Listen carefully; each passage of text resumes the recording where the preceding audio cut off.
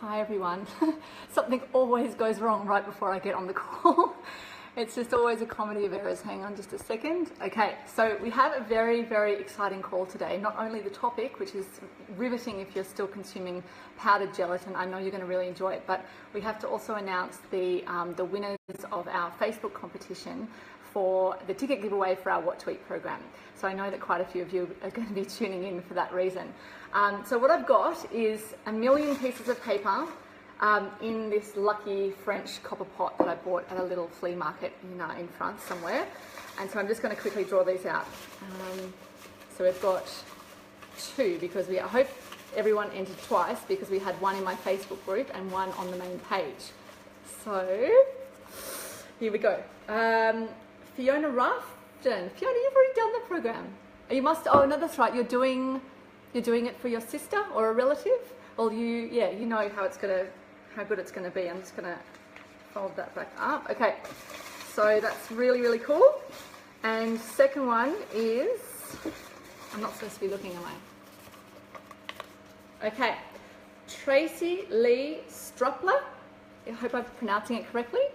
So Fiona and Tracy Lee, basically I'll be in touch with you, but if you can, in fact, it's probably better if you email me. Email me at info@stirringchange so I know that I've definitely got your contact details. Not everyone can be messaged through Facebook. So congratulations to you both.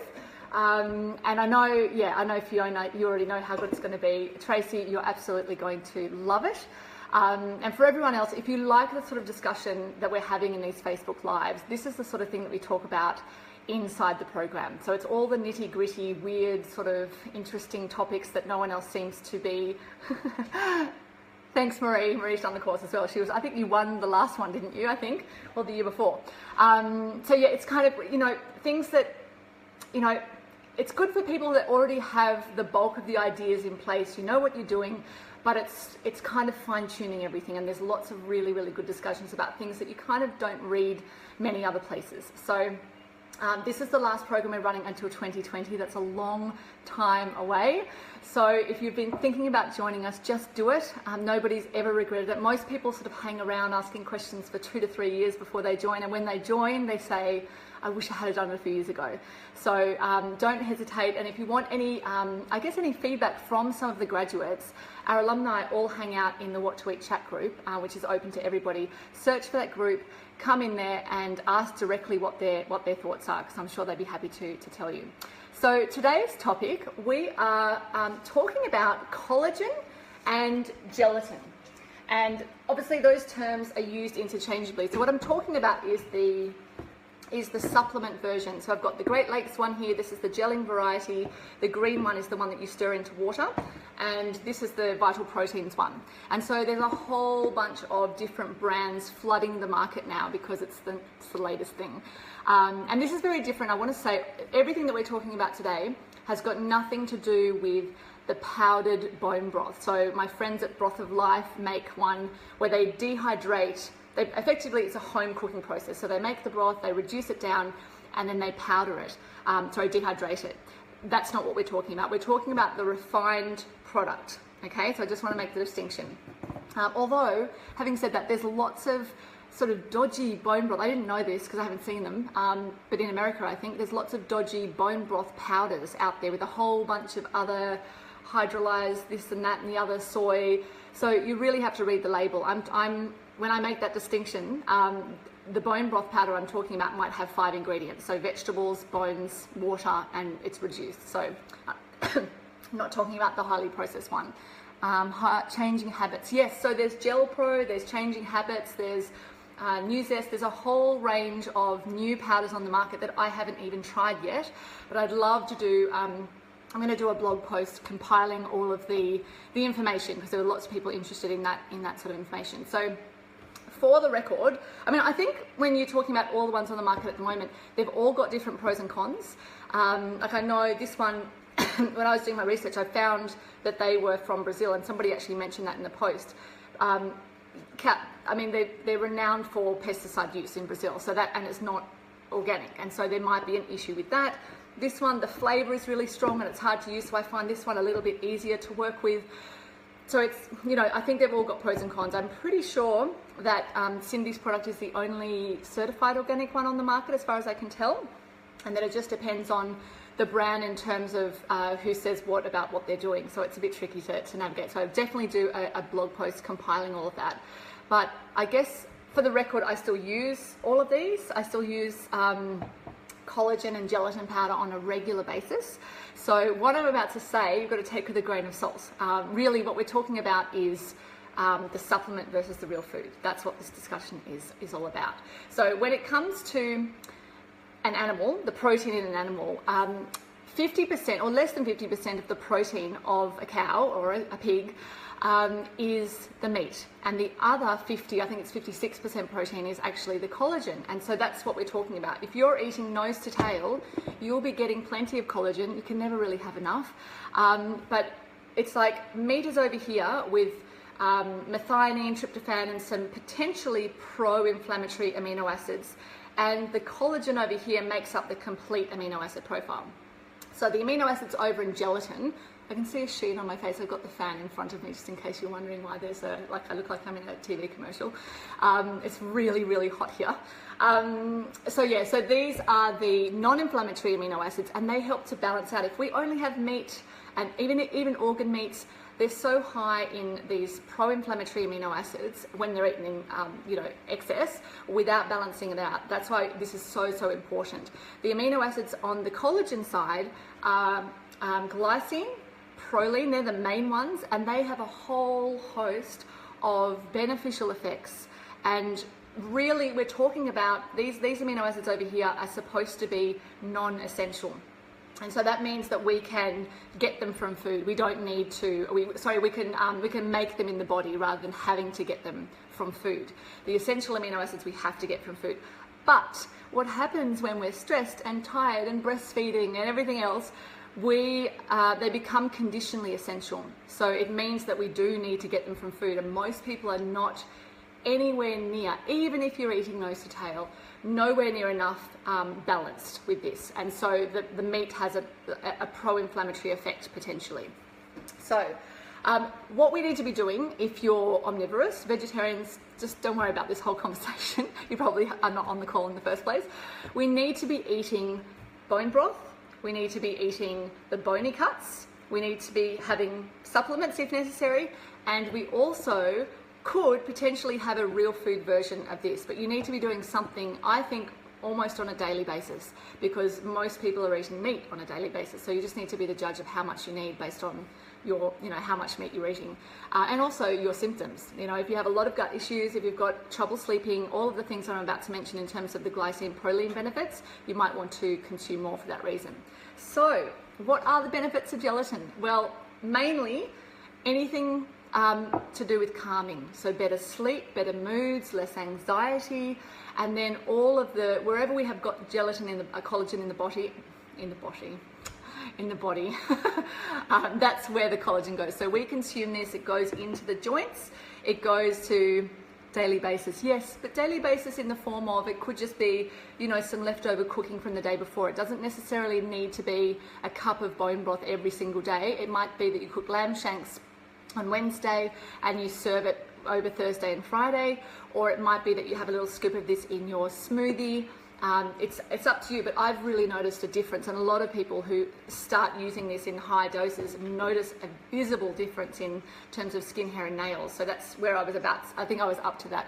Beauty concerns, this was absolutely amazing, and this has been backed up by studies. Gut health and digestion, thyroid, joints, bones, is there anything, wound healing, immunity. So the sky's the limit in terms of the benefits. So I strongly encourage you, if you haven't started either supplementing or using bone broth on a regular basis, to start doing that, especially for children.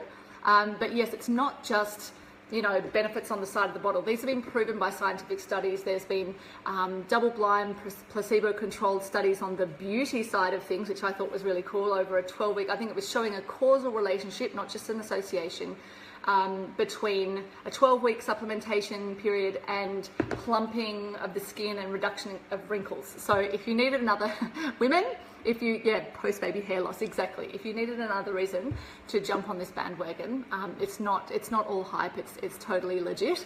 And I'm going to be talking about collagen again in next week's call, because it has a lot to do with health, not just of humans but of animals, and so that's going to be a really, really interesting call. So you must tune in for that if you eat chicken, if you eat animals, and you would like to know a way of testing the health of the animal based not on just on a label. So same time next week. Where was I up to? I've got notes to help me stay on track. So yes, this is pretty much the only protein powder that I recommend. I don't think people should use tons and tons and tons and tons of it.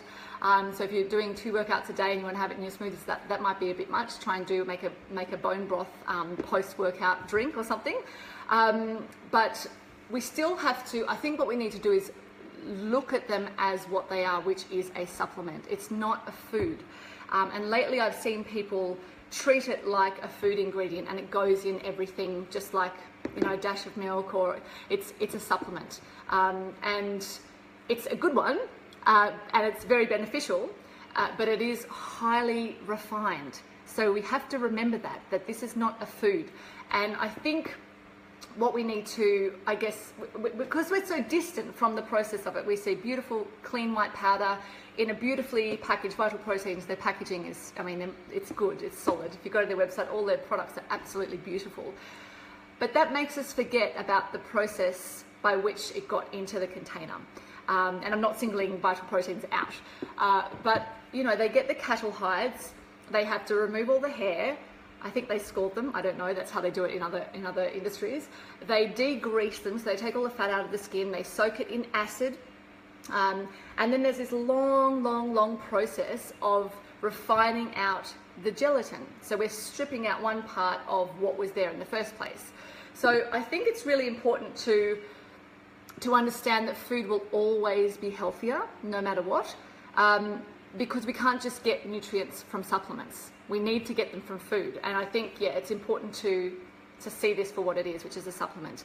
And I think it's very useful if you're busy, if you are tired, traveling, don't have time to cook from scratch, haven't had time to do any slow cooking as of late. To throw this into your diet is a wonderful thing. But I guess I'm talking more to the people who are looking at this as a food replacement, without giving it a second thought. So feeding it to their kids every day in their smoothies, there's nothing wrong with that, but I want to let you know that there's a better option. And that's exactly where I was a few years ago, is supplementing it in everything. Definitely noticed a benefit, but now I do something else, and I'm going to share that with you in a minute. I think when you're looking at, I think nutritional science is such a young science, and so we can make assumptions, and then more of this must be better, or, you know, antibiotics kill the germs, the person gets healthier, so that must be a good thing, so give them more, or, you know, less fat, because, you know, like this.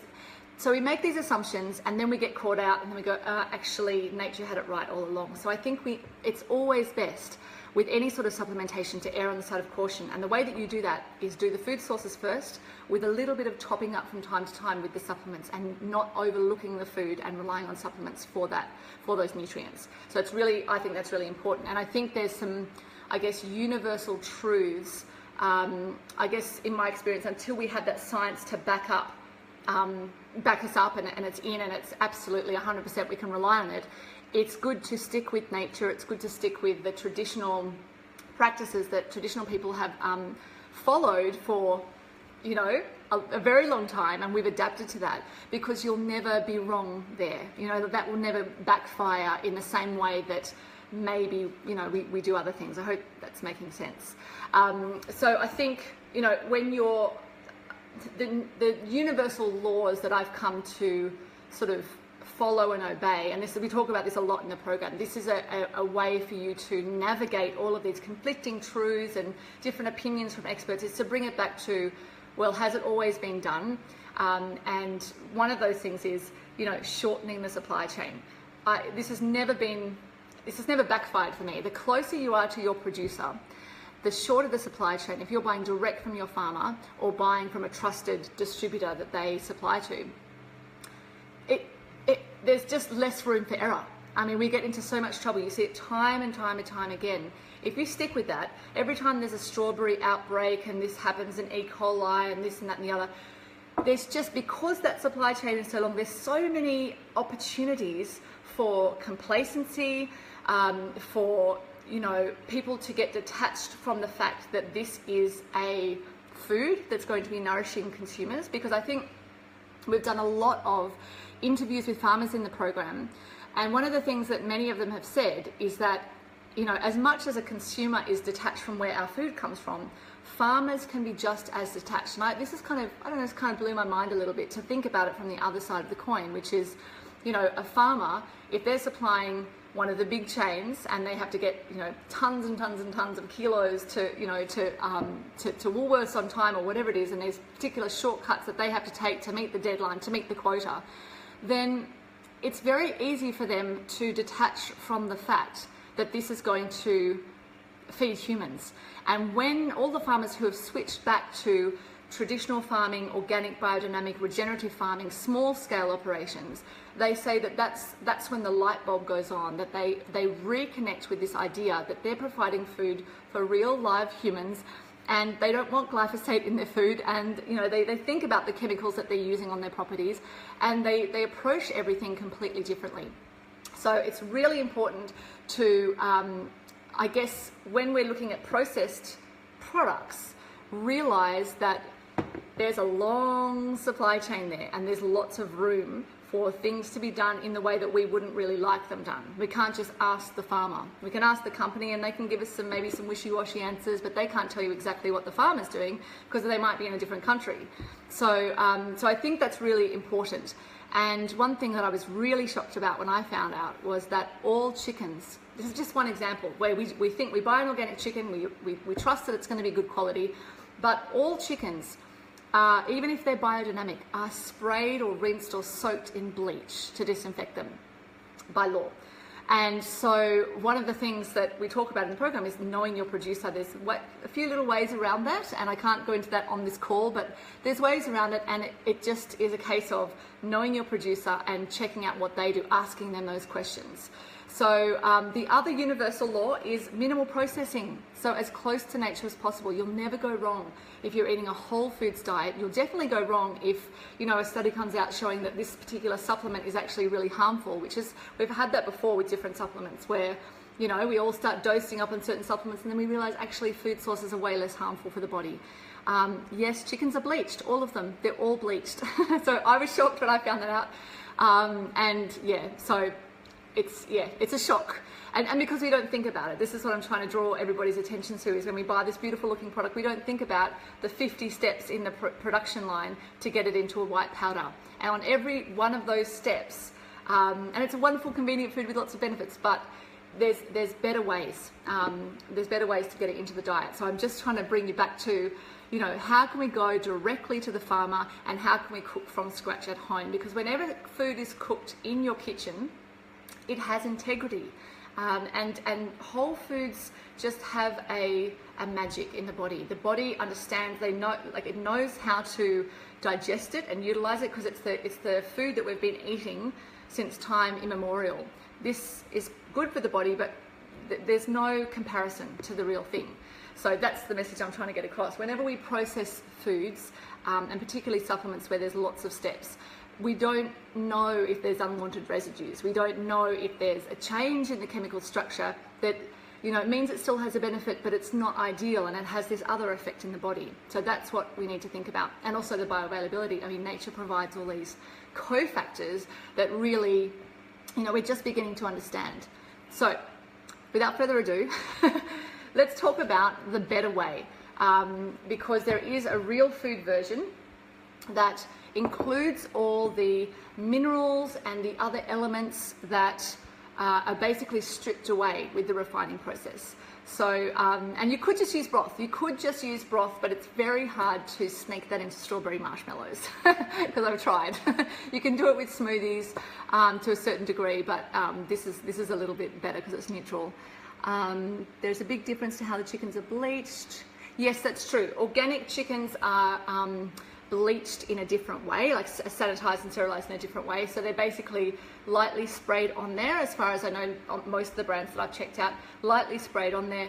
And so there's a little bit of residual stuff on the skin, which means if you rinse it, I'm assuming most of that would come off. Conventional, what they do is they toss them in a big slushy, and all the tissues, it goes into every crevice and nook and cranny, and it's absorbed. And so it actually is absorbed into the bird. And so I think you're always better off getting organic, unless you're getting it direct from a farmer and they've got a way around this, because there are a couple of ways around this. And there's one guy who's doing, I've totally forgotten where he's from, but we talk about that in the program, who's doing UV treated water as a way to sterilize. Organic bleach. Yeah, I don't think it's that simple. Organic bleach.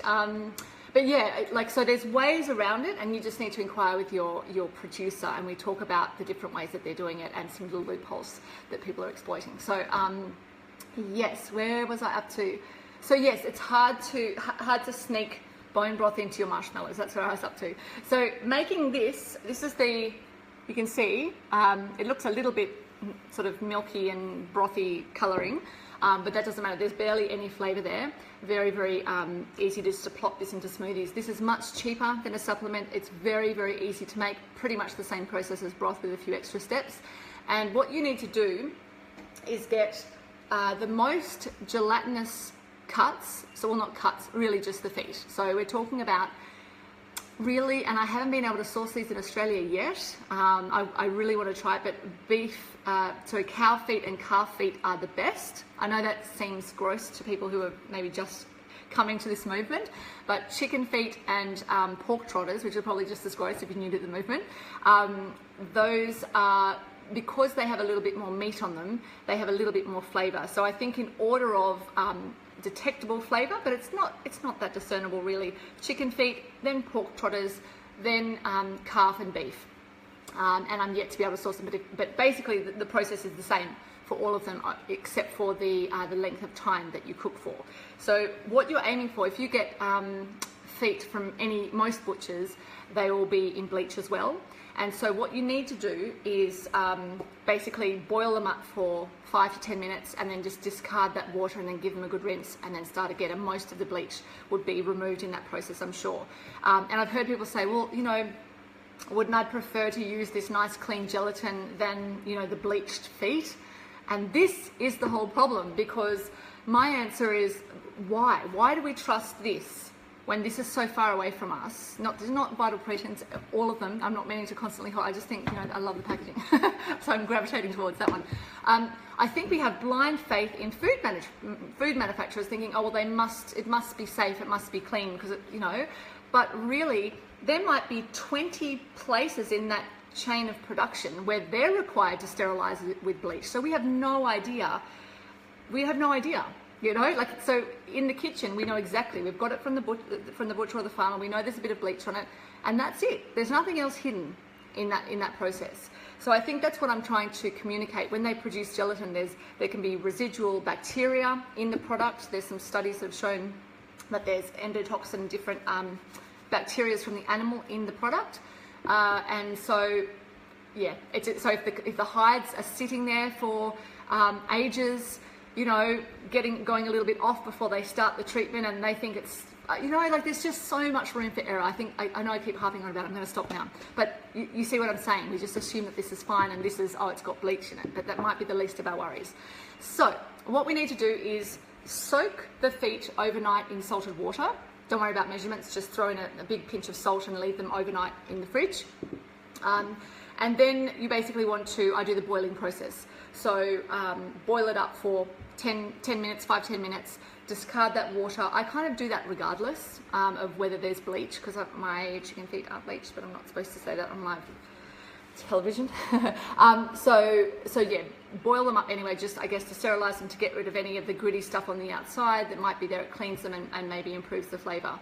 And then what you want to do is basically simmer it, cover it with water in a pot, just enough to cover, or maybe just a little bit underneath that line, and simmer it really on low flame. So if your stove is hot and because there's minimal water, it starts to really bubble, you want to figure out another way to do it. You can do it in the oven and have it very low, but when you cook at high temperatures, the gelatin breaks down, and so it won't be as good. So it's really important. What else do I do? So just do that, and then you can reduce it at the end if it's not quite as gelatinous as you would like. And it really depends, this is what we're covering next week, on the health of the animal, the amount of collagen that will be found in the feet in the first place. So strain it out. I always strain it through a cheesecloth or muslin, so that you get all the there's always a little bit of dirt and gunk and stuff like that. It's kind of a messy process to make it. And also I think it just improves the flavor as well. Strain it into a dish, like a flat dish, let it cool at room temperature for a little while because it'll still be very hot, and then whack it in the fridge or the freezer to set once it's cooled down a bit. And then you need to basically take it out once it's set, scrape off the fat, and if it's really greasy, I just give it a wipe down with a bit of tea towel or a paper towel, and just trying to think, and then basically just chop it up, chop it into cubes like this, and then place that in the freezer or however you want to store it, and then you simply just use those cubes in place of a scoop of gelatin. So this is obviously the gelling variety. So if you have if you're making ice cream, it's better to, if you're sort of pulling it out of the freezer like this and adding it to some cold milk base, you would want to gently heat that before you do it. So just to make sure that this dissolves first. When I'm throwing it into smoothies, I just throw it straight in. And for anything else, it's got that gelling property, so it will lend that sort of thickener, thickness, I guess, that texture. I'm just trying to think if there's anything else I need to say on the method. In terms of the timing, usually if you overcook chicken feet, they will start to break, the gelatin starts to degrade. So you really just want to do that for maybe like 2 hours absolute max. And depending on your heat, it might take a little bit of trial and error. Pig's feet a little bit longer, more like 4 or 6, and or maybe even longer, depending. It really depends on your heat source. And then the other ones, the cow and the calf, normally 6+, or maybe up to 8, maybe even 9, depending on your heat source. So if you have any questions below, please keep asking me. I'm going to hang around and I've probably been talking for ages. I don't know how long I've been on here for.